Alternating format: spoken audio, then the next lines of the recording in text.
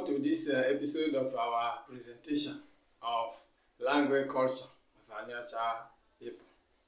What we have today, as we have earlier notified you, is basis of Igbo numeracy.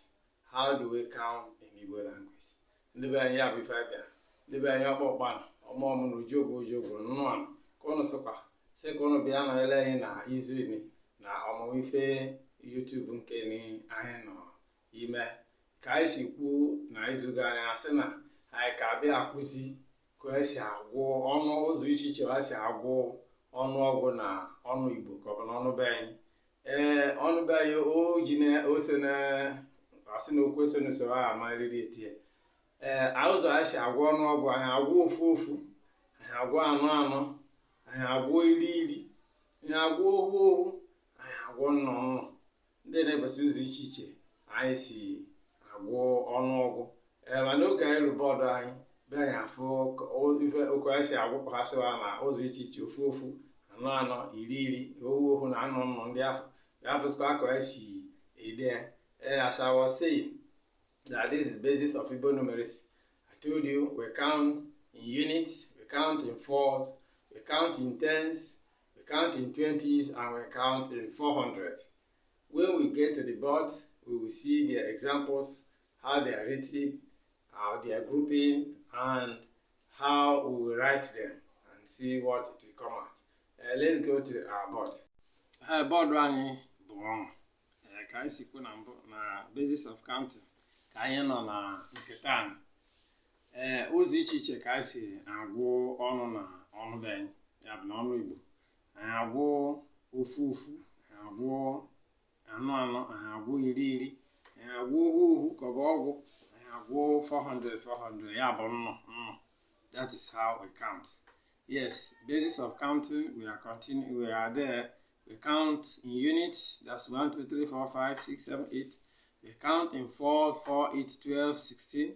We count in 10, 10, 20, 30, and so on.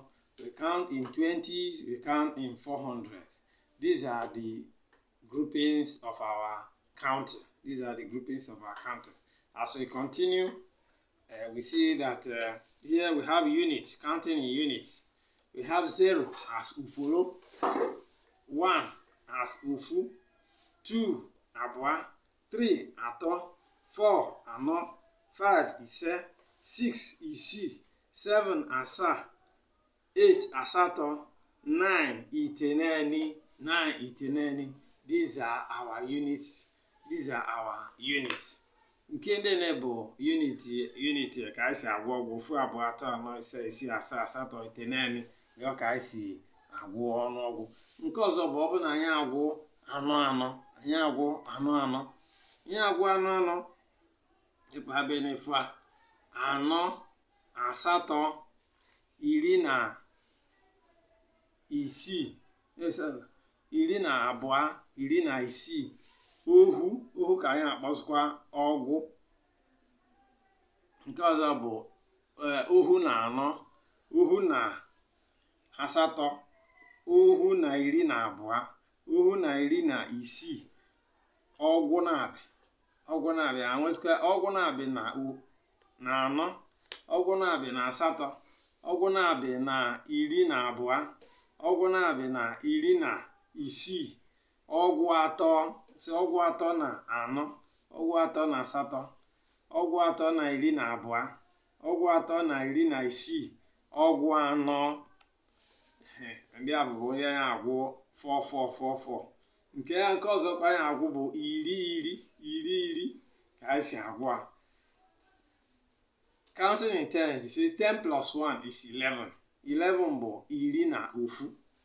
Then 10 plus 2 bụ 12, ya bụ iri na abụọ. 10 plus 3 bụ 13, ya bụ iri na atọ. 10 plus 4 bụ 14, ya bụ iri na anọ. 10 plus 5 bụ 15, ya bụ iri na ise. 10 plus 16 ya bụ 16 iri na isii. 10 plus 7 bụ 17, ya bụ iri na asaa. 10 plus 8 bụ 18, ya bụ iri na asatọ. 10 plus 9 bụ 19, ya bụ iri na itenaini. 10 plus 10 bụ 20, ya bụ ohu ka ọ bụ ọgwụ ya ka anyị akpọ. Nke ọzọkwa anyị agwụmazịkwa na 20 asị 20 times 1 bụ 20, ya bụ ohu ka ọ bụ ọgwụ. Then 20 times 2 bụ 40, ya bụ ọgwụ na-abị ka ọ bụ ohu na-abị, mana ọzọ ọgwụ na-abị. Nke ọzọ 20 times 3 bụ 60, ya bụ ọgwụ atọ. 20 times 4 bụ 80, ya bụ ọgwụ anọ. 20 times 5 bụ 100, ya bụ ọgwụ ise. 20 times 6 bụ 120, ọgwụ isii. 20 times 7 bụ 140, ọgwụ asaa. 20 times 8 bụ 160, ọgwụ asatọ. 20 times 9 bụ 180, ọgwụ iteghete. 20 times 10 bụ 200, ya bụ ọgwụ iri. 20 times 11 bụ 222, ọgwụ iri na ofu. 20 times 12 bụ 240, ọgwụ iri na abụọ. 20 times 13 bụ 260, ọgwụ iri na atọ. 20 times 14 bụ 280, ọgwụ iri na anọ. 20 times 15 bụ 300, ya bụ ọgwụ iri na ise. 20 times 20 bụ 320, ya bụ ọgwụ iri na isii. 20 times 17 bụ 340, ọgwụ iri na asaa. 20 times 18 bụ 360, ọgwụ iri na asatọ. 20 times 19 bụ 380, ọgwụ iri na iteghete.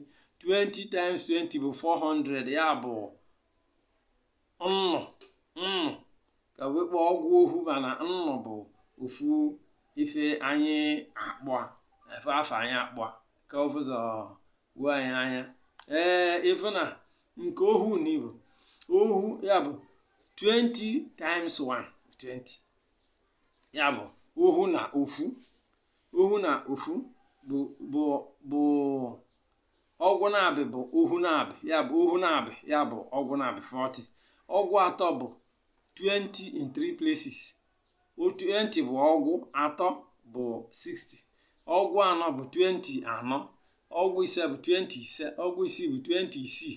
Ọgwụ asaa bụ 20 asaa. Ọgwụ asatọ bụ 20 asatọ. Ọgwụ iteghete bụ 20 iteghete. Ọgwụ iri bụ 20 ụzọ iri. 20 times 20 bụ 200, ya bụ ọgwụ iri. Sizi nke bụ 20 times 11, ya bụ 20 into 11 places. 20 into 11 places, ya bụ 200 bụ 20 in 10 places. Iwezi 120 tie ọzọ o mee 20 in 11 places. Nke ọzọ bụ 20 in 12 places. Dị ọka esi agwụ nke ọnụ 20 ka ọ bụ ọgwụ nke onye na onwe ha anya bụ ọfụ, ma o were anya na-etinye anya ọzọ. Nke ọzọ ezikwa agwụ ọnụ bụ 400, ya bụ nnụ. 400 times 1 bụ 400, ya bụ nnụ. 400 na-abị bụ 800, ya bụ nnụ na-abị. 400 atọ bụ 1200, bụ ya bụ nnụ atọ. 400 anọ bụ 1600, ya bụ nnụ anọ. 400 times 5 bụ 2000, ya bụ nnụ ise. 400 times 6 bụ 2400, ya bụ nnụ isii.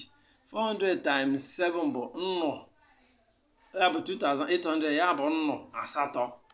400 times 8 bụ 3200, ya bụ nke ọzọ nnụ asatọ.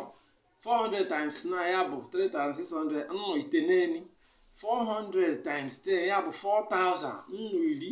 4000 bụ nnụ iri. 400 times 11 bụ 4400, ya bụ nnụ iri na ofu. 400 times 12 bụ 4800, ya bụ nnụ iri na abụọ. 400 times 13 bụ 5200, ya bụ nnụ iri na atọ.